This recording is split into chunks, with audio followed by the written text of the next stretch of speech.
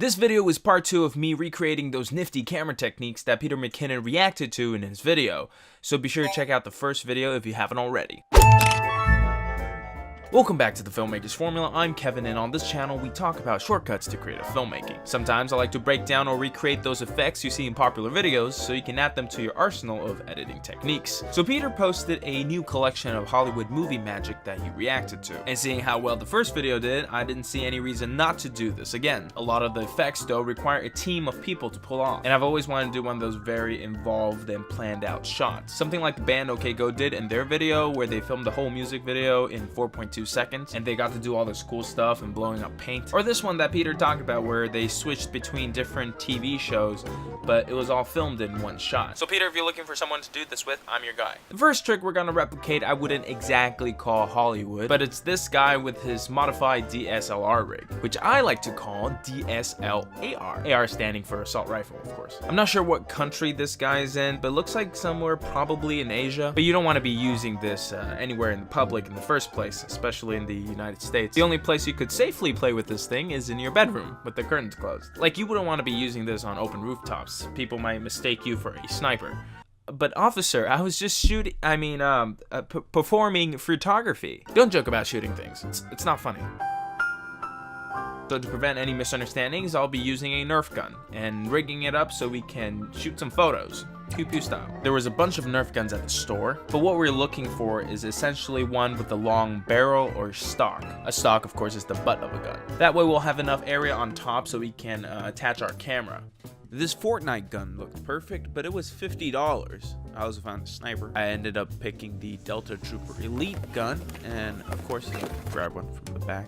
Once we picked our gun of choice, it's time to attach the camera. In the video, it seemed like he used some heavy-duty rubber bands on his build, and we will be using gaffer's tape. Because one, it doesn't leave any sticky residue like duct tape does, and two, that's basically it.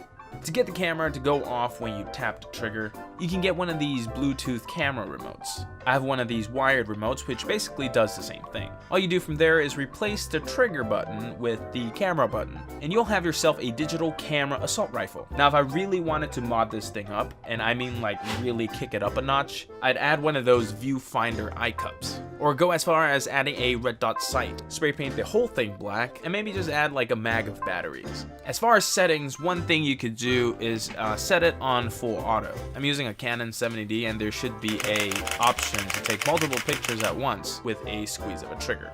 And just to give you guys an idea of what the camera angle on the gun looks like, here's just some randomly shot footage.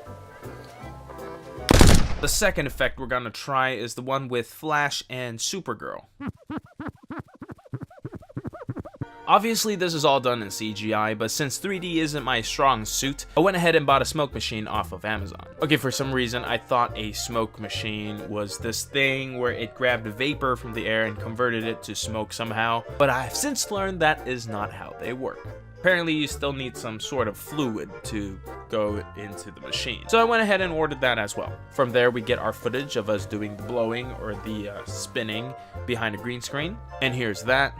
Then we get to the fun part. In the same angle that I shot my video, I lined the background with some black cloth. Then covering the smoke machine with some black cloth, I set it off. It smells really bad. I'm assuming this will work because I've never actually tried to make my own smoke stock footage before. We'll see how this turns out. After I got both clips, I just keyed out myself from the green screen and overlapped the smoke and changed the blending mode to screen, which usually seems to do the trick. And I'd say it turned out pretty well. In hindsight, I could have probably used a vape pen instead, so I wouldn't have to mess with all the keying and masking. But hey, now I have a smoke machine for future videos. I plan on doing the window effect from the Grand Budapest Hotel, the scene where they were sitting on the train, but in reality, it was just a small cart with a window with a team of people pushing the cart. I was gonna use cardboard to make the frame of the window and line it with some wood vinyl stickers, but it didn't turn out the way I wanted to, and it was like way flimsier than I imagined it would be. It honestly would have been easier if I built this thing out of wood,